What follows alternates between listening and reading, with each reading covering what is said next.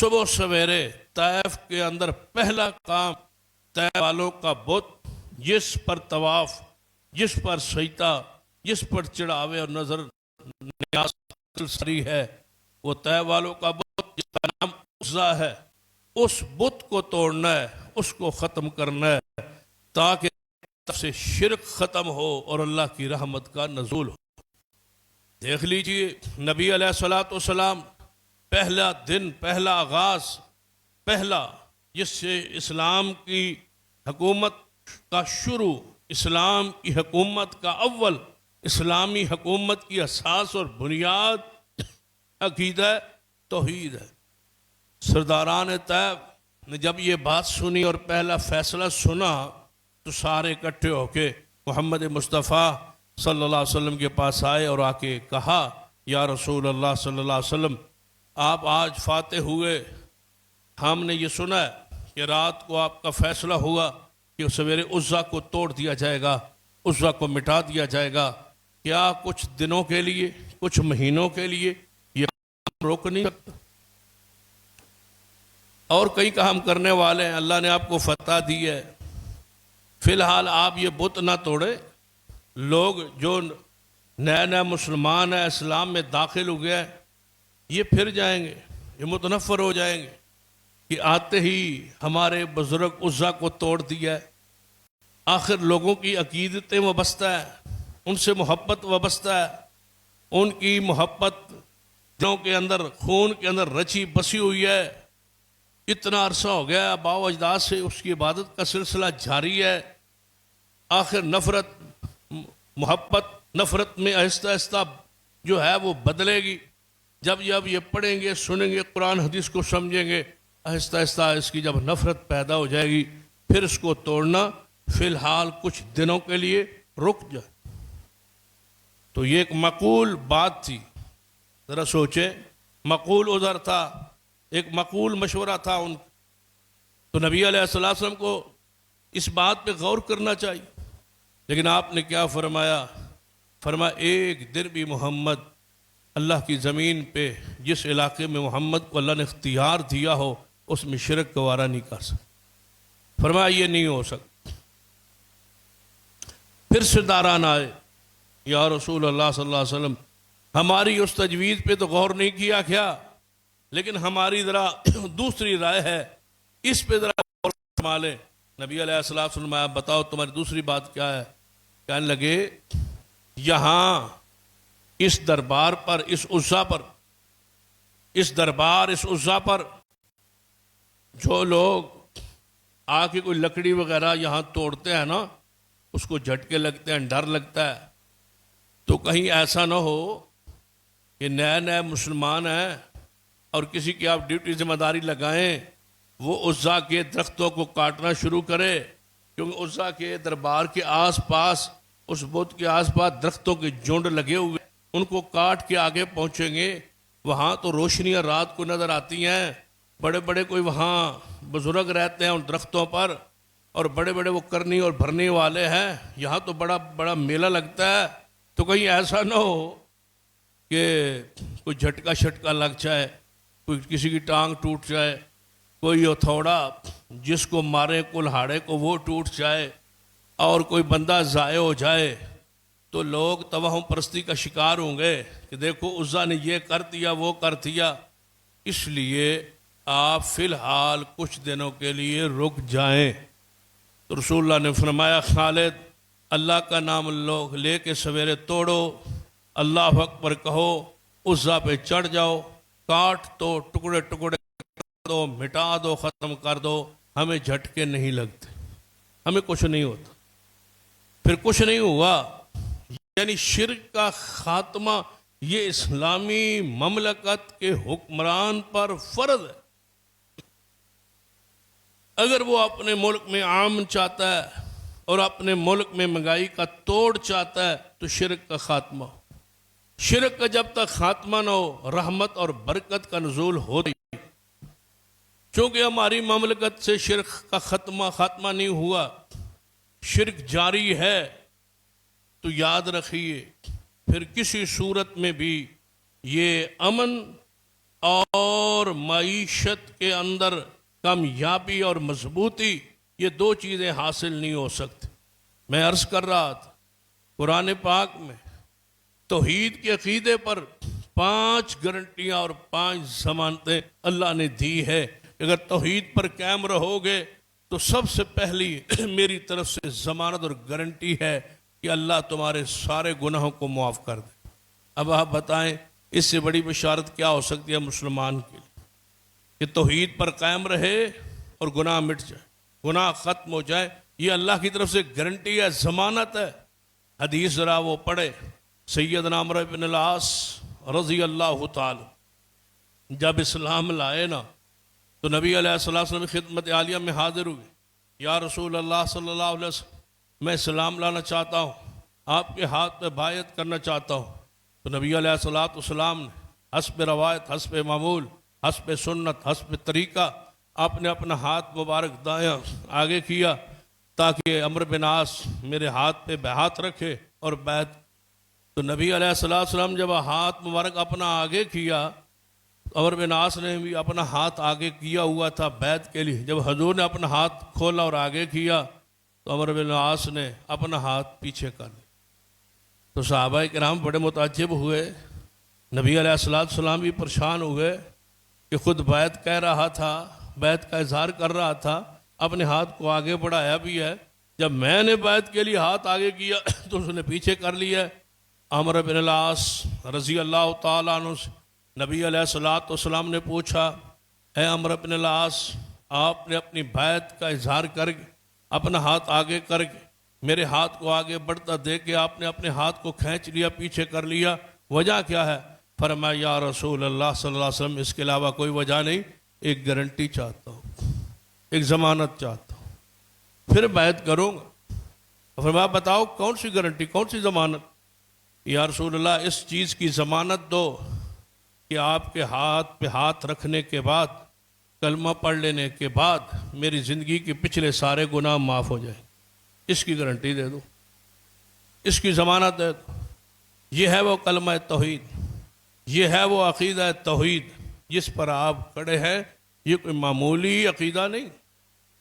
اللہ کا شکر ادا کیا کرے جس نے عقیدہ توحید جیسی نعمت بخشی۔ اسی پر نماز ہے، اسی پر روزے ہے، اسی پر سارے اعمال کی قبولیت ہے۔ وہ لوگ ان لوگوں پر دیکھیں، ان مسجدوں کو دیکھیں، ان جماعتوں کو دیکھیں، ان گروہوں کو دیکھیں، ان لشکروں کو دیکھیں، ان جتھوں کو دیکھیں جہاں پر 10-10 20-20 ہزار بندے اعتکاف بیٹھے رہے، لیکن غیر اللہ کی پکار کا سلسلہ جاری رہا۔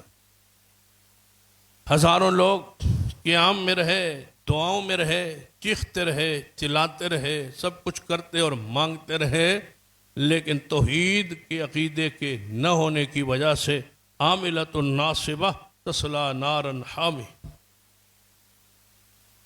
مبارکباد، کیا مستحق ہے کہ اللہ نے آپ کو عقیدہ توحید بخشا ہے، اور یہ اللہ کی نعمت، یہ اس کا فضل، اس پر جتنا اس کا شکر ادا کیا جائے کم ہے کہ آپ مواحد توحید پرست۔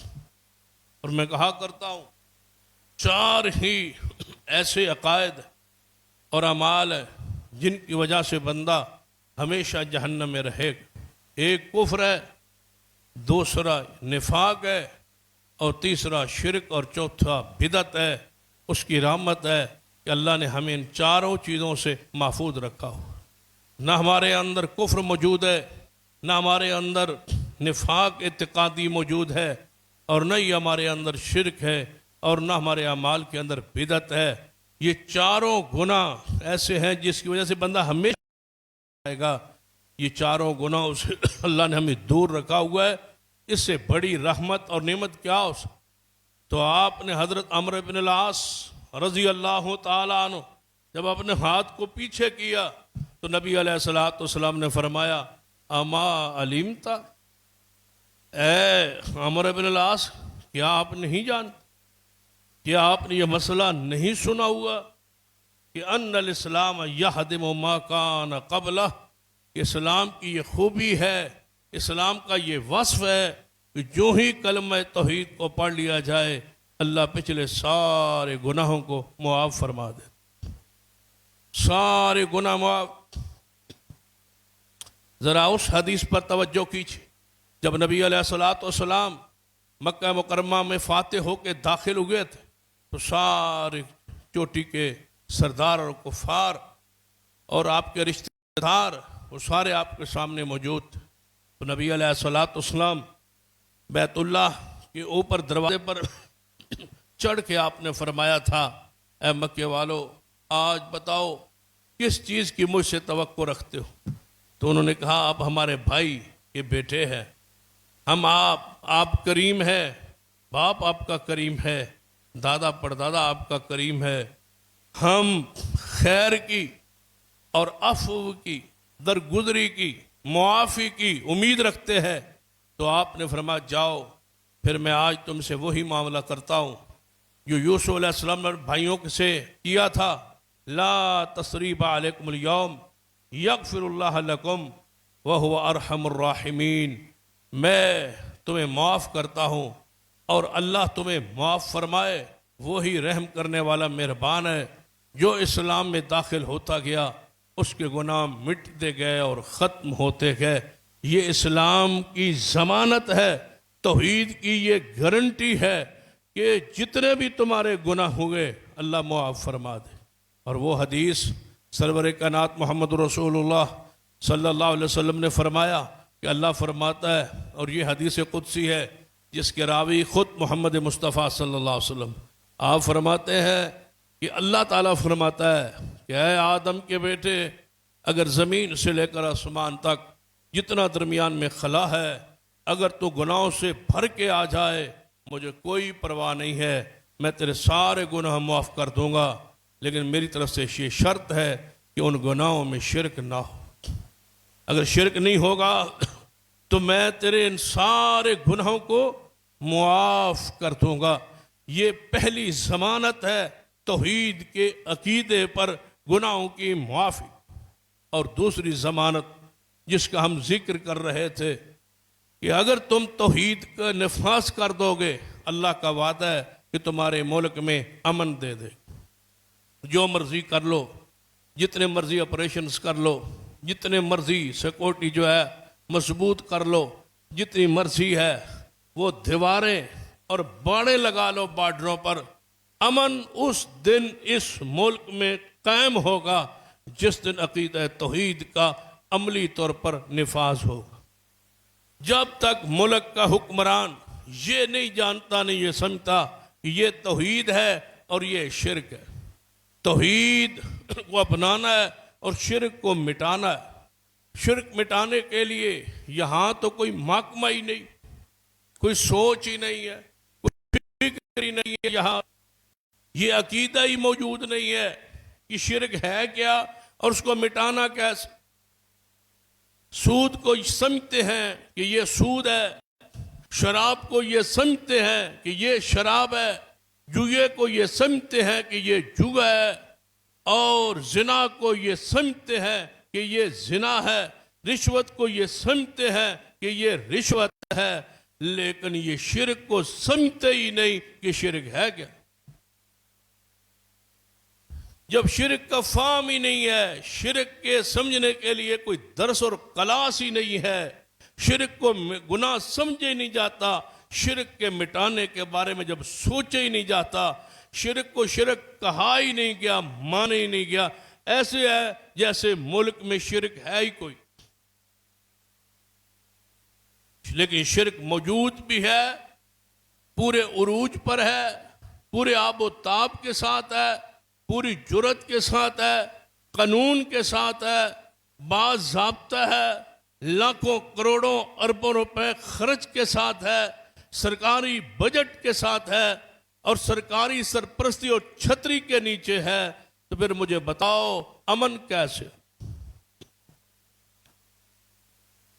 پہلے یہ قوم سمجھے کہ یہ چیز شرک ہے، اور شرک کرنا کتاب و سنت کے خلاف تو ہے ہی ہے، یہ ملکی قانون کے بھی خلاف، کیونکہ پاکستان کی بنیادی مقصد اور مطلب لا الہ الا اللہ۔ شرک کرنا نظریہ پاکستان سے غداری، شرک کرنا آئین پاکستان کی نفی ہے، شرک کرنا کتاب و سنت کے دلائل کی نفی ہو رہی۔ قرآن نے کیا کہا؟ پڑھیے سورہ نور، جہاں حکومت اور خلافت کا تذکرہ ہے کہ اللہ اہل ایمان کو زمین میں خلافت دے گا، حکومت دے گا۔ حکومت کو کیا چاہیے؟ فرمایا وَلَيُبَدِّلَنَّهُم مِّن بَعْدِ خَوْفِهِمْ أَمْنًا۔ اللہ فرماتا ہے ہم حکومت ایسی اس مسلمانوں کو دیں گے کہ ان کے خوف کو امن میں تبدیل کر دیں گے۔ خوف نہیں رہے گا، بد امنی نہیں رہے گی، دہشت گردی نہیں رہے گی، لیکن شرط کیا ہے؟ یعبدوننی لا یشرکون بی شیئا۔ شرط یہ ہے کہ ملک میں عبادت میری ہو اور کسی کے میری ذات و صفات میں کسی کو شریک نہ ٹھہرا۔ مجھے بتاؤ کیا اس ملک میں شرک نہیں ہے؟ کیا اس ملک میں خالص اللہ کی عبادت ہے؟ نہیں۔ جتنی عبادات ہے ہر عبادت میں شرک ہے۔ جتنی عبادات، نماز میں شرک ہے، روزے میں شرک ہے، حج میں شرک ہے، زکوٰۃ میں شرک ہے، صدقے میں شرک ہے، نظر میں شرک ہے، منت منوتی میں شرک ہے، سجدے میں شرک ہے، رکوع میں شرک ہے، طواف میں شرک ہے۔ کوئی ایک خالص عبادت ایسی نہیں ہے جس میں شرک کی طرف سے داخل نہ کیا گیا۔ پورا عقیدہ توحید کو سامنے رکھ لے، توحید کے ایک ایک پہلو کو کھولتے جائیں، اس کا شرک آپ کو معاشرے میں، قوم میں، اہل ایمان اور اہل اسلام اور کلمہ لوگوں میں، کلمہ گو لوگوں میں وہ شرک آپ کو نظر آئے۔ یعبدوننی لا یشرکون بی شیئا۔ آگے فرمایا وَمَنْ كَفَرَ بَعْدَ ذَلِكَ فَأُولَئِكَ هُمُ الْفَاسِقُونَ۔ جو توحید کے بعد، حکومت لینے کے بعد، فاتح ہونے کے بعد، مملکت کو لینے کے بعد جو انکار کرے گا توحید سے اور شرک کرے گا، فَأُولَئِكَ هُمُ الْفَاسِقُونَ، وہ فاسقین لوگ ہیں اور فاسقوں سے اللہ محبت نہیں کرتا۔ لِإِيلَافِ قُرَيْشٍ إِيلَافِهِمْ رِحْلَةَ الشِّتَاءِ وَالصَّيْفِ فَلْيَعْبُدُوا رَبَّ هَذَا الْبَيْتِ الَّذِي أَطْعَمَهُم مِّن جُوعٍ وَآمَنَهُم مِّن خَوْفٍ۔ اللہ فرماتا ہے قریش کی مانوسیت کے لیے، قریش کی محبت کے لیے، ان کی گرمی اور سردی کے سفروں کے لیے، قریش سال میں اہل مکہ کے قریش سال میں 2 سفر کرتے تھے، ایک یمن کا اور ایک شام۔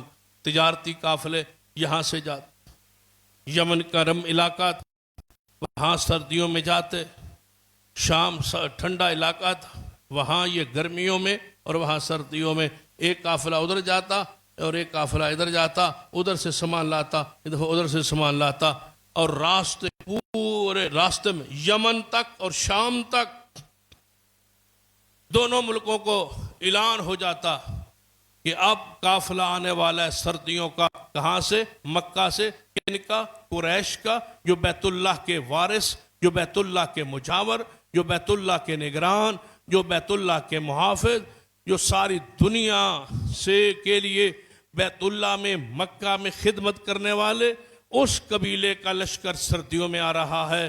خبردار راستے میں کوئی رکاوٹ بنے، کوئی بد امنی پھیلائے، کوئی ان کو لوٹے، پورے راستے چھوڑ دیے جائیں۔ یہ سادات کا، یہ قریش کا قافلہ آ رہا ہے، یہ اہل مکہ کا، یہ بیت اللہ کے مجاوروں، راستے لوگ چھوڑ دیتے، راستے میں لوگ خدمت کے لیے وقف ہوتے، ڈاکو خدمت کرتے، چور رکھوالے ہوتے، یہ بیت اللہ کے مجاوروں کا قافلہ آ رہا ہے۔ لِإِيلَافِ قُرَيْشٍ، اللہ یاد کرواتا ہے، لِإِيلَافِ قُرَيْشٍ إِيلَافِهِمْ رِحْلَةَ الشِّتَاءِ وَالصَّيْفِ فَلْيَعْبُدُوا رَبَّ هَذَا الْبَيْتِ الذی اطعمہم من جوع وآمنہم من خوف، اس رب کی عبادت کرو اے قریش جس رب نے تجھے بھوک میں کھانا دیا اور خوف میں امن دیا۔ تمہارے لیے لوگ راستے چھوڑ دیتے تھے، یہ بیت اللہ کے اندر نگرانوں کا رکھوالوں کا یہ آ رہا ہے، کتنا امن تھا۔ سیدنا عدی بن حاتم رضی اللہ تعالیٰ عنہ، یہ حاتم تائی کا بیٹا نبی علیہ السلام کا صحابی ہے، عرض کرتا ہے یا رسول اللہ صلی اللہ علیہ وسلم، فرماتے ہیں کہ حضور تشریف فرماتے، دو بندے آئے، انہوں نے اپنے اپنے علاقے کا ذکر کیا، یا رسول اللہ تنگ دستی ہمارے علاقے میں بہت زیادہ ہے اور راستے پرامن نہیں ہے، خوف ہے، جہاں نکلتے ہیں لوٹ لیے جاتے ہیں۔ یہ دو شکایتیں لے کے آئے، دو بندے۔ نبی علیہ السلام نے فرمایا کچھ عرصہ انتظار کرو، میرا اسلام، میرا دین، میرا عقیدہ یہ پھیلتا جا رہا ہے، ان قریب اسلامی حکومت ہوگی، میں محمد بشارت دیتا ہوں، تجھے خوشخبری دیتا ہوں، نہ تنگ دستی رہے گی نہ خوف رہے گی۔ پھر عدی بن حاتم ہی دوسری حدیث کے راوی ہیں، یہ بھی حدیث صحیح البخاری میں ہے، رسول اللہ نے فرمایا اے عدی، جی یا رسول اللہ صلی اللہ علیہ وسلم تمہاری عمر لمبی ہوگی۔ کیا فرما رہے رسول اللہ صلی اللہ علیہ وسلم عدی بن حاتم کو کہ تیری عمر لمبی ہوگی، تو زیادہ عمر پائے گا تو ایک عجیب واقعہ دیکھے گا۔ جی یا رسول اللہ بتائیے۔ فرما ہیرا سے ایک عورت زیورات سے لدی ہوئی نکلے گی، مکہ کی طرف آئے گی حج کے لیے، اس کو پورے راستے میں اللہ کے علاوہ کوئی خوف نہیں ہو، اتنا امن ہوگا، اتنا سکون ہوگا، اور تنگ دستی کا عالم۔ آپ نے فرمایا عدی وقت آ رہا ہے، ذرا توحید کو، سنت کو، دین کو غالب آنے دے، وقت آ رہا ہے کہ تم زکوٰۃ لے کے نکلو گے، زکوٰۃ لینے والا کوئی نہیں ہو۔ حضرت عدی بن حاتم فرماتے ہیں اللہ نے میری عمر لمبی کر دی، پھر میں نے اپنی آنکھوں سے وہ اس عورت کو دیکھا جو سونے سے لدی ہوئی اپنے علاقے ملک سے نکلی تھی، اور مکہ تک، بیت اللہ تک اس کو رب کے سوا کوئی ڈر نہیں، پورے راستے پرامن۔ اللہ کا یہ وعدہ ہے توحید پر قائم رہو، امن قائم ہو جائے، توحید کا نفاذ کرو، دہشت گردی ختم ہو جائے،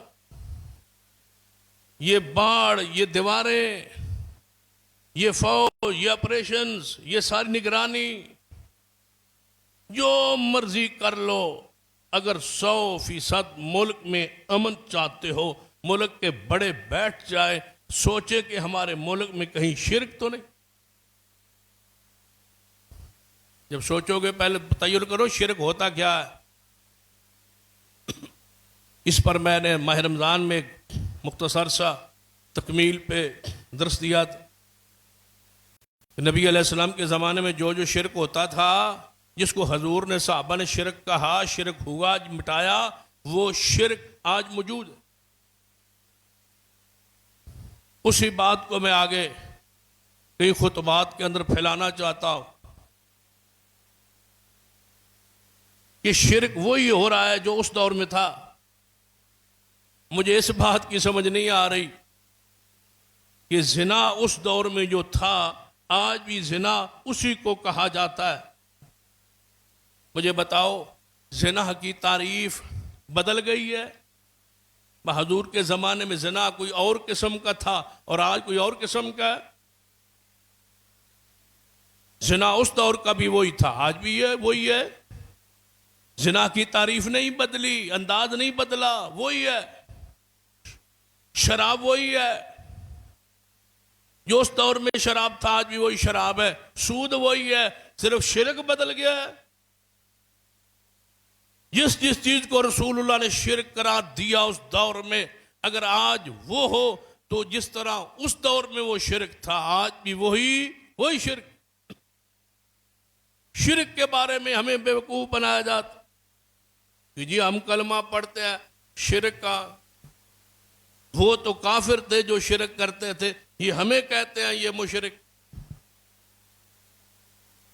کلمہ جو پڑھ لیا پھر شرک کیسا، کلمہ جو پڑھ لیا پھر زنا کیسا، کلمہ جو پڑھ لیا پھر قتل کیسا، کلمہ جو پڑھ لیا پھر رشوت کیسی۔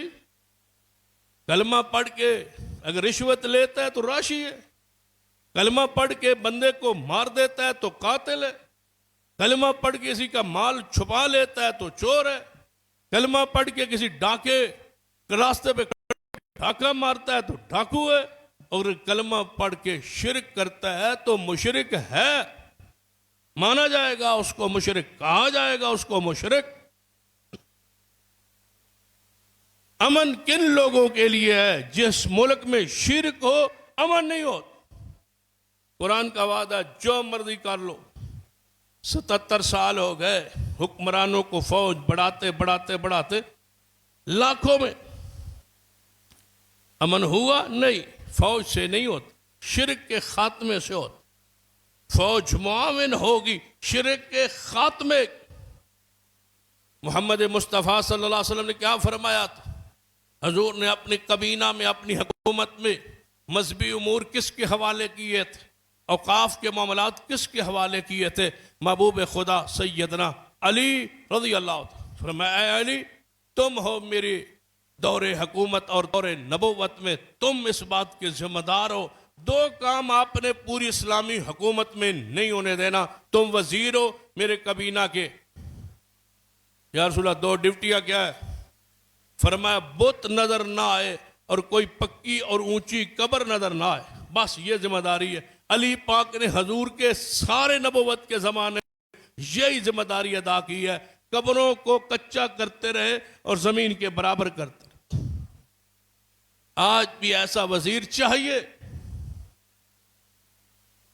جو درباروں کو کچا کرے، قبروں کو کچا کرے، وہاں سے شرک کا خاتمہ کرے، نظر نیازی منت چڑھاوے ممنوع کرے، بند کرے۔ لیکن یہاں تو بڑے بڑے صندوق رکھے ہوئے، کمرے بنائے ہوئے، ان کو سوراخ کیے لوگ پیسے پھینکتے، پھر بوریاں بھر کے حکومت لے جاتی ہے درباروں کو چلانے کے لیے۔ جو حکومت درباروں کی کمائی لے اور کھائے اور وہ سوچے کہ امن نہیں ہو سکتا۔ امن کے لیے ضروری ہے کہ کوئی ملک میں دربار ایسا استانہ نہ ہو جس پر سجدہ ہو۔ یہ حکومت اسلامیہ کا فریضہ۔ امن تب قائم ہوگا جب توحید ہو۔ الذین آمنوا ولم یلبسوا ایمانہم بظلم اولئک لہم الامن۔ پڑھیے قرآن، الذین آمنوا ولم یلبسوا ایمانہم بظلم، وہ لوگ جنہوں نے کلمہ پڑھا، ایمان لائے، پھر ایمان کے اندر شرک نہ ملایا، اولئک لہم الامن، امن ان کے لیے۔ قرآن کی خبر ہے، امن ان کے لیے جن کے کلمے میں شرک نہیں، جن کے ایمان میں شرک نہیں۔ غربت، تنگ دستی، مہنگائی کا خاتمہ شرک کے خاتمے کے ساتھ لازم و ملزوم ہے۔ گارنٹی دیتے شرک کا خاتمہ کرو، امن اللہ کی رحمت سے قائم ہو۔ تم سوئے رہنا، فرشتے پہرا دیں گے۔ مہنگائی ختم ہوگی، شرک کا خاتمہ۔ سیدنا امیر معاویہ رضی اللہ تعالی عنہ نے خط لکھا، سیدنا مغیرہ بن شعبہ رضی اللہ تعالی عنہ، اے مغیرہ بن شعبہ، میں نے ایک دعا آپ سے سنی تھی کہ رسول اللہ صلی اللہ علیہ وآلہ وسلم نماز کے بعد وہ دعا پڑھا کرتے تھے، لیکن مجھے وہ یاد نہیں رہی وہ دعا لکھوا کے خط میں مجھے بھیجیں۔ ہمارے ملک میں کچھ مالی معاشی تنگی، کمزوری نظر آ رہی ہے، وہ دعا آ گئی اور ہم نے پڑھ لی اور یاد کر لی اور عقیدہ بنا لیا، مجھے یقین ہے کہ ہماری معاشی تنگی ختم ہو جائے۔ امیر معاویہ رضی اللہ عنہ خط لکھا کس کو؟ مغیرہ بن شعبہ۔ مغیرہ بن شعبہ رضی اللہ تعالیٰ عنہ اپنے غلام ورات، ان کا غلام تھا، اس کو بلایا، فرمایا لکھو یہ خط پڑھو اور اس کا جواب لکھو۔ جواب لکھا، اس میں لکھا کہ ہر فرض نماز کے بعد یہ دعا پڑھا کرو، اللہ تمہاری تنگ دستی، مالی پوزیشن، حکومت کی جو کمزور ہے کو ختم کر کے رحمتوں کا نزول کر دے۔ وہ دعا کون سی تھی؟ لا الہ الا اللہ وحدہ لا شریک لہ، یہ ہے وہ دعا، لا الہ الا اللہ وحدہ لا شریک لہ، اللہم لا مانع لما آتیت ولا معطی لما منعت ولا ينفع ذا الجد منک الجد۔ فرمایا یہ دعا ہے، اس دعا کو پڑھو، اللہ تھکاوٹیں دور، ساری تھکاوٹیں پریشانیاں بھی دور کر دے گا، تمہاری تنگ دستیاں بھی دور کر دے گا۔ یہ دعا پڑھو نماز کے بعد، جس میں اقرار ہے لا مانع لما آتیت، جس کو تو دے اس کو کوئی روک نہیں سکتا، اور جس کو تو روک لے اس کو کوئی دے نہیں سکتا۔ یہاں تو لکھا ہوتا ہے یہ سب تمہارا کرم ہے، آقا کے بعد اب تک بنی ہوئی ہے، جتنا دیا سرکار نے مجھ کو اتنی میری اوقات نہیں۔ دیکھ لو پھر جو حالت، جو کیفیت بنی ہوئی ہے ملک، کاش توحید کو دنیا جانتی ہوتی اور توحید کے بھرے جملے بسوں پہ، ٹرکوں پہ، روڈوں پہ جناب کھمبوں کے ساتھ جہاں بھی جاتے کوئی آیت لکھی ہوتی، کوئی محمد مصطفیٰ کی حدیث لکھی ہو۔ توحید جاننے والے، مال کیسے ملتا ہے، تنگ دستی کیسے ختم ہوتی ہے، توحید پر قائم رہنا۔ سیدنا سلمان فارسی رضی اللہ تعالیٰ عنہ فرماتے ہیں غزوہ خندق تھا، خندق کے اندر ایک پتھر بڑا وزنی تھا، بڑا بھاری تھا، ہم نے توڑنے کی کوشش کی، وہ چٹان نہ ٹوٹی، رسول اللہ سے شکایت کی، حضور کدال لے کے خود آئے، فرمایا ایک ضرب ماری، اندر سے چنگاری روشنی نکلی، اور اپنے فرمایا اللہ اکبر، پھر دوسری طرف ضرب ماری، اور سلمان فارسی میں دیکھ رہا تھا، اس میں روشنی نکل رہی، چنگاری نکل رہی، دوسری ضرب ماری، فرمایا اللہ اکبر، تیسری ضرب لگائی، فرمایا اللہ اکبر۔ جب یہ تینوں ضربیں لگ گئی، تینوں طرف روشنی اندر سے نکلی، میں نے دیکھی تو نبی علیہ السلام سے بعد میں نے عرض کیا یا رسول اللہ صلی اللہ علیہ وسلم، آج جب آپ کدال مار رہے تھے، وہاں ضربیں لگا رہے تھے نا، تو اندر سے روشنی نکلی تھی، اس روشنی میں کوئی خاص تھی؟ فرمایا سلمان تم نے دیکھ لی تھی؟ جی یا رسول اللہ میں نے دیکھ لی۔ فرمایا جب میں نے پہلے ضرب لگائی نا تو مجھے کسریٰ کے محلات ایران اور اس کے ارد گرد کے علاقے فارس کے محلات نظر آئے۔ جب میں نے دوسری ضرب لگائی مجھے کسریٰ کے ارد گرد کے علاقے، اس کے محلات، شام کے محلات نظر آئے۔ جب میں نے تیسری ضرب لگائی نا مجھے حبشہ اور ترک کے علاقے نظر آئے اور وہاں کے محلات نظر آئے۔ یا رسول اللہ اس کی کوئی تعبیر بتا دے۔ فرمایا جو کچھ مجھے نظر آیا نا وہاں تک تمہاری حکومت بن جائے گی، اور وہاں سے خزانے تم لاؤ گے اور اللہ کی راہ میں خرچ کرو۔ ایسے مال ملتا ہے کس کے ساتھ؟ اللہ اکبر، لا الہ الا اللہ، شرک کا خاتمہ ہوا۔ آپ نے فرمایا سن لو، جب کسریٰ مرے گا پھر کسریٰ پیدا نہیں ہوگا، جب کیسر ہلاک ہوگا پھر کیسر پیدا نہیں ہوگا۔ میرے صحابہ، ترک اور حبشہ یہ دو قومیں ایسی ہیں اگر وہ تم سے نہ لڑے تو تم چھوڑتے جانا اور باقیوں کو نہیں چھوڑ، مٹا دینا۔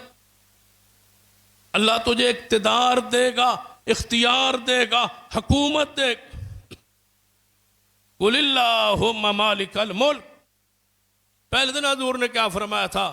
لا الہ الا اللہ، قولوا لا الہ الا اللہ تملک العرب والعجم، عرب و عجم کے بادشاہ بن جاؤ گے۔ شرط یہ ہے کہ مانو جانو لا الہ الا اللہ۔ یہ بھی سمجھ لو لا الہ الا اللہ یہ ثواب والا صرف کلمہ نہیں ہے، یہ انقلاب والا کلمہ۔ ہم ثواب کے لیے پڑھتے ہیں بس، نماز کے بعد بہت ساری مسجدوں میں ورد ہوتا ہے لا الہ الا اللہ، اسپیکر کھول کے ورد ہوتا ہے لا الہ الا اللہ۔ ہمیں پڑھایا کہ افضل و ذکر لا الہ الا اللہ، ذکر کرو لا الہ الا اللہ کا، ذکر بھی ہے اس میں ثواب بھی ہے، لیکن اصل کلمہ انقلاب، انقلاب کے لیے پڑھو، تبدیلی کے لیے پڑھو، توحید کے غلبے کے لیے پڑھو۔ کیا کہا تھا حضور نے اپنے چچا ابو طالب کے پاس آ کے، یا کلمۃ واحدہ، اے میرے چچا یہ جو کلمہ ہے نا لا الہ الا اللہ، یہ پڑھ لو، عرب کے بادشاہ بن جاؤ گے، عجب تمہارا تابعدار بن جائے، بادشاہی تمہاری ہو۔ اب آپ بتائیں بادشاہی ہماری ہے، روب ہمارا ہے؟ نہیں، صلیبیوں کا، یہودیوں کا، ہندوؤں کا، کافروں کا۔ ولا تہنوا ولا تحزنوا وانتم الاعلون ان کنتم مؤمنین، نہ غمگین ہو نہ کمزوری دکھاؤ، غالب تم ہو، لیکن شرط یہ ہے ان کنتم مؤمنین، شرط یہ ہے کہ تم ایمان پر، توحید پر قائم رہو۔ یہ چوتھی گارنٹی ہے، حکومت دوں گا توحید پر رہو گے، حکومت پھیلا دوں گا توحید پر رہو۔ اب آپ بتائیں ہم توحید پر یہ ملک حاصل کیا تھا، پاکستان کا مطلب کیا تھا؟ لا الہ الا اللہ، لے لیا جو لیا تھا، آج 77 سال بعد جو اس دن لیا تھا 1947 کو جو لیا تھا، آج وہ پورا ہے ہمارے پاس، پورا ہے کہ آدھا ہے؟ آدھا ہے۔ اور جو 4 صوبے رہ گئے ہیں اس کو بھی ایک متحد متفق رکھنے کی ہمیں رات دن سوچا، ٹوٹ نہ جائے، یہ 4 صوبے بھی ختم نہ ہو جائے، ٹوٹ نہ جائے، الگ نہ ہو جائے۔ پہلے توڑا ہے، باقی ماندہ توڑنے ٹوٹنے سے ڈر رہے کہ ٹوٹ نہ جائے۔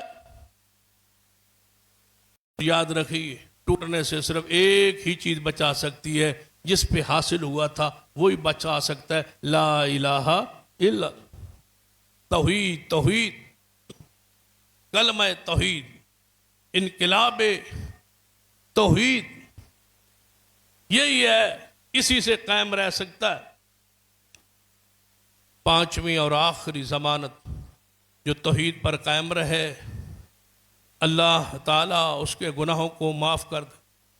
جو توحید پر قائم رہے اللہ اس کے خوف کو امن میں تبدیل کر دے۔ جو توحید پر قائم رہے اللہ اس کی مہنگائی کو معاشی طور پر مضبوط کر کے مہنگائی کو ختم کر دے۔ برکات زمین اگل دیتی، آسمان سے بارشیں موسم پر آتی۔ اب پورا ملک ڈر رہا ہے، فصلیں پکی ہوئی ہیں، تیار ہے، لیکن بارشیں بھی پوری طرح تیار ہے۔ پورا ملک ڈر رہا ہے کہ بارشیں آنے والی ہیں، طوفانی آئیں گی، گندم کا نقصان ہوگا۔ دعا کریں اللہ ہمارے ملک کو محفوظ فرما۔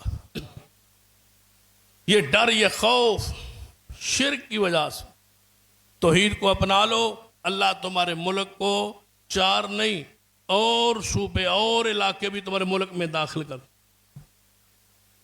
جن سے جو کہتے ہو نا پاکستان کا حصہ ہونا چاہیے، کشمیر، دیگر یہ اب ریاستیں، علاقے اللہ تمہارے دے دے گا۔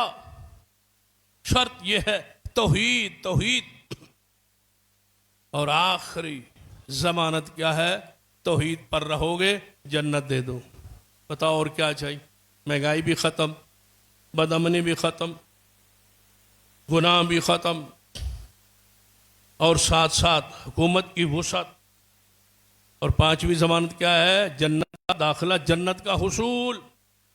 ان الذين قالوا ربنا الله ثم استقاموا تتنزل عليهم الملائكة الا تخافوا ولا تحزنوا وابشروا بالجنة التي كنتم توعدون۔ فرمایا قائم رہو اس بات ربنا اللہ، ہمارا رب، ہمارا مشکل کشا، ہمارا پالنے والا، ہمارا حاجت روا اللہ ہے، ڈٹ جاؤ، میں جنت کی بشارت دیتا ہوں۔ نحن اولیاؤکم فی الحیات الدنیا وفی الآخرہ، دنیا میں ہم تمہارے دوست تھے، آخرت بھی ہم تمہارے دوست ہوں گے، لیکن ربنا اللہ ثم استقام وَلَكُمْ مَا تَشْتَهِي أَنفُسُكُمْ، جنت میں وہ دوں گا جو تم چاہو گے، یہ میری طرف سے میزبانی ہوگی، سب کچھ تیار ہے، لیکن شرط یہ ہے توحید پر آنا۔ مَن مَاتَ وَهُوَ يَعْلَمُ أَنَّهُ لَا إِلَهَ إِلَّا اللَّهُ دَخَلَ الْجَنَّةَ، رسول اللہ فرماتے ہیں جو لا الہ الا اللہ پر مرے، جانتا ہو لا الہ الا اللہ۔ امام مسلم رحمہ اللہ اس حدیث کے تحت لکھتے ہیں کہ غیر الشاکن فیہ، اس کا معنی ہے اس کلمہ پڑھنے کے بعد اس کے معنی مفہوم میں شک نہ ہو، پھر کسی اور کی عبادت نہ کرے۔ جو سجدہ کسی اور کو کر رہا ہے وہ لا الہ الا اللہ میں شک، جو کسی اور کی نظر نیاز منوتی چڑھاوا نظر نیاز سبیل لگا رہا ہے وہ لا الہ الا اللہ کو نہیں جانتا، نہیں جانتا، نہیں جانتا، پڑھتا ہے جانتا نہیں، پڑھتا ہے گواہی نہیں دیتا، گواہی نہیں ہے، معرفت نہیں ہے، پہچان نہیں ہے، دوسروں کی نفی نہیں ہے۔ اور ایک مفسر نے بڑی پیاری بات لکھی ہے، فرماتے ہیں ہر ملک میں داخل، ہر ملک کی شہریت کو، ہر ملک کے اندر رہنے کو قبول کرنے کے لیے ایک حلف نامہ ہوتا، وہ حلف نامہ اس بات میں اس ملک کا شہری ہوں، رہائشی ہوں، میں اس ملک کے ہر قانون کو مانوں گا، لیکن اسلام کا حلف نامہ یہ ہے سب سے پہلے لا الہ، جو ماننے کے لائق نہیں ہے میں سب کا انکار کروں گا اور اللہ کو مانوں گا۔ انکار کے ساتھ اسلام ہے کہ کوئی معبود نہیں، کوئی مشکل کشا نہیں، کوئی حاجت روا نہیں۔ ہاں کلمے پر قائم رہو گے اور اس پر موت آئے گی تو اللہ کا وعدہ ہے، ضمانت ہے، اللہ آپ کو جنت دے گا۔ اللہ ہم سے یہ پانچوں وعدے پورے فرما دے، اللہ ہمیں ان پانچوں ضمانتوں کا ہمیں حقدار اور مستحق بنا دے۔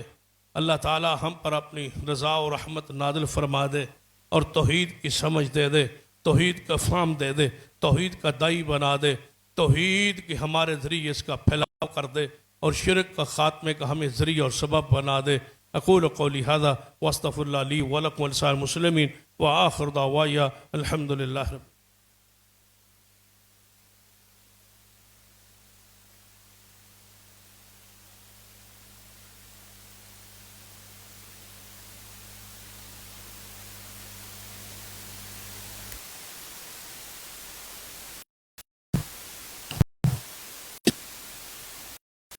حضرات ایک اعلان سماعت فرما لیجیے، کل مغرب کی نماز کے بعد اسلام آباد شہر میں ایک بہت بڑا کنونشن منعقد ہونے جا رہا ہے جو کہ فلسطین کے حق میں اسرائیل کی مذمت پر یہ، اور آپ علم میں ہے کہ وہاں پر انشاءاللہ رابطہ عالم اسلامی مکہ مکرمہ کے سیکرٹری جنرل اور سعودی عرب کے مذہبی امور کے وزیر وہ بھی اس میں تشریف لا رہے ہیں، اور مرکزی جمعیت اہل حدیث پاکستان اس کی میزبان ہے، اہل حدیث یوتھ فورس پاکستان اس کی میزبان ہے۔ کل مغرب کے بعد کنونشن سنٹر میں ایک بہت بڑا اجتماع ہو رہا ہے۔ اب آپ سے گزارش ہے کہ اس پروگرام میں جو شریک ہونا چاہیں فلسطین سے اپنی محبت کا اظہار کریں، اہل فلسطین کے لیے اپنی آواز کو بلند کریں، وہ وہاں کل مغرب کی نماز کے فوراً بعد انشاءاللہ یہ جماعت کا عظیم الشان یہ پروگرام فلسطین کے حق میں اور اسرائیل کی مذمت میں انشاءاللہ جو ہے کل مغرب کے بعد شروع ہوگا، جس میں مکہ مکرمہ سے ہمارے معزز مہمان عبدالکریم عیسیٰ جو کہ رابطہ عالم اسلامی کے سیکرٹری جنرل ہیں، OIC جسے کہا جاتا ہے، اس کے رابطہ عالم اسلامی اس کے جنرل سیکرٹری ہیں اور سعودی عرب میں مذہبی امور کو دیکھتے ہیں، وہ تشریف لا چکے ہیں پاکستان میں۔ کل انشاءاللہ وہ مغرب کے بعد مرکزی جمعیت اہل حدیث پاکستان کے مہمان ہوں گے اور وہاں فلسطین کے حق میں بہت بڑا پروگرام ہوگا، آپ اس میں شرکت فرمائیں۔ دوسری گزارش کے ماہ رمضان المبارک میں جیسا کہ آپ کے علم میں ہے کہ جامع امام بخاری اہل حدیث مقام یاد ایک جماعت کا ڈویژن سرگودا کا سب سے بڑا ادارہ ہے، جس میں انشاءاللہ آئندہ جمعے چھٹیاں جو ہیں سالانہ جو ادارے میں ہیں وہ ختم ہو رہی ہیں، اور بچے انشاءاللہ آئندہ جمعے تک واپس آئیں گے، نئے سال کا آغاز ہوگا۔ تو نئے سال میں آپ اپنے بچوں کو جو پرائمری پاس ہو چکے ہیں ان کو حفظ میں، جو مڈل اور میٹرک ہیں ان کو درس نظامی میں، اور جو چاہتے ہیں کہ مدرسے میں کے بجائے وہ اپنی فیس دے کے پڑھانا چاہتے ہیں مدرسے کے نظام سے ہٹ، ان کے لیے الگ کلاس کا انتظام جامعہ کے اندر ہی موجود ہے۔ جامعہ کی عمارت میں ان کے لیے 2 کمرے مختص ہیں، وہاں ان کو اے سی کا ماحول بھی دیا جاتا ہے اور کھانا بھی مہیا دوپہر کا کیا جاتا ہے، اور وہ اپنی فیس دے کے حفظ اور پلس مڈل تک وہ تعلیم حاصل کر رہے ہیں۔ اس میں اگر بچوں کو داخل کرانا چاہیں تو اس میں داخل کرائیں۔ درس نظامی میں اگر آپ کا بچہ قرآن پاک حافظ اور پرائمری ہے تو اس میں داخل کرائیں، اور اگر مڈل ہے ناظرہ قرآن پڑھا ہوا ہے تو اس کو درس نظامی میں داخل کرائیں۔ اور وہ بچے جو میٹرک امتحان دے چکے ہیں ان کے لیے ہم نے القلم ایجوکیشنل کمپلیکس جو ہے ہمارا 33 پھاٹک میں مرکز، وہاں پر جو 18 اپریل تک درخواستیں موصول ہو رہی ہیں۔ وہ بچے جو ایف ایس سی کرنا چاہیں، میڈیکل میں، نان میڈیکل میں یا کسی شعبے میں جانا چاہیں، ان کے لیے 18 تاریخ کو ان کا انٹرویو ہے، وہاں پر بچوں کو داخلے کے لیے بھیجیں۔ انشاءاللہ وہ ایف ایس سی بھی کر جائیں گے، اور ساتھ ساتھ اس کے بعد بی ایس سی وغیرہ بھی، بی ایس یہ بھی ہوگا، ایم ایس یہ بھی ہوگا، اور ساتھ ساتھ قرآن پاک اور احادیث کے علوم بھی انشاءاللہ ان کو ساتھ ہی پڑھا دیے جائیں۔ جو اب آپ وہاں داخل کرنا چاہیں وہاں داخل کرائیں۔ اس کے بعد ہم نے ماہ رمضان میں آپ سے گزارش کی، اپیل کی جامعہ کے تعاون کے لیے، تو میں ان سارے احباب کا مشکور ہوں جنہوں نے بھرپور تعاون کیا اور ہماری توقع سے زیادہ تعاون کیا۔ اللہ تعالیٰ ان کے مال میں، رزق میں، اولاد میں برکت عطا فرمائے۔ تو ہمارا یہ 5 کروڑ کا بجٹ جو ہے یقیناً آپ کے تعاون سے، کوشش سے پورا ہوتا ہے۔ اس میں بہت سارے ساتھیوں نے، اگرچہ اس جتنا بجٹ ہے اتنا تو لازم بات ہے، ساتھ ساتھ تعاون چلتا رہتا ہے، اور جن ساتھیوں نے اپنے ذمے، کسی نے 1 بچہ لیا، کسی نے 2 بچے لیے، وہ بھی کچھ ساتھیوں نے، کچھ ساتھیوں نے منتریاں لکھوائیں، کچھ ساتھیوں نے 1 بچے کا خرچ اٹھایا، کسی نے 2 کا خرچ اٹھایا، اور کسی نے جو ہے بھرپور تعاون کیا۔ تو میرے خیال میں جو تعاون تھا اس سے کہیں توقع سے زیادہ، اگرچہ پورے ملک میں کوشش ہوئی، اور شہر میں بھی، اور محلے میں بھی، اور شہر میں بھی، اور ضلع میں بھی، اور بیرون ضلع بھی کوشش ہوئی کہ جامعہ کا تعاون نہ کیا جائے، یعنی پوری ایک پلاننگ کے تحت جو ہے بعض ایسی لابیاں تھیں جو خاص کر مرزائیوں کے حوالے سے، کیونکہ ہمارا کام، ہماری آواز اللہ تعالیٰ کے فضل و کرم سے ایک مؤثر آواز تھی پچھلے چند سالوں میں مرزائیت کے خلاف، پھر ان کی اجلاس اور میٹنگیں ہمارے خلاف تھیں، اور پراپیگنڈا تھا جامعہ کے خلاف، میری ذات کے خلاف، کردار کے خلاف، ساری چیزیں، وہ سلسلہ پورا سال چلتا رہا۔ لیکن اللہ کے فضل و کرم سے اس باوجود کچھ دوست غلط فہمی سے اس پراپیگنڈے کا شکار ہوئے، پتہ نہیں تھا، انہیں کہا واقعی کوئی، آخر اتنے بندے جو کہہ رہے ہیں کچھ نہ کچھ تو ہوگا، تو اللہ کے فضل سے وہ سارے ناکام ہوئے، نامراد ہوئے، اور اللہ تعالیٰ نے جامعہ کو پھر عزت بخشی، اور انشاءاللہ اس سال داخلہ بھی مثالی ہوگا، اور ہم انشاءاللہ استعداد کو اور بڑھانے جا رہے ہیں، اور انشاءاللہ اس عمارت کو بھی اور بڑھانے جا رہے ہیں انشاءاللہ۔ تو یہ اللہ کے فضل سے بڑھتا رہے گا انشاءاللہ، کیا خیال ہے انشاءاللہ؟ تو آپ بھرپور، آپ کا یہ تعاون اللہ تعالیٰ اس کو قبول فرمائے، مزید محبت آپ کی جاری رہے، تو انشاءاللہ ہم اس کو بڑھانے اور چلانے اور آگے پھیلانے میں انشاءاللہ کامیاب رہیں گے۔ اللہ ہمارا حامی و ناصر ہو۔ ان الحمدللہ نحمد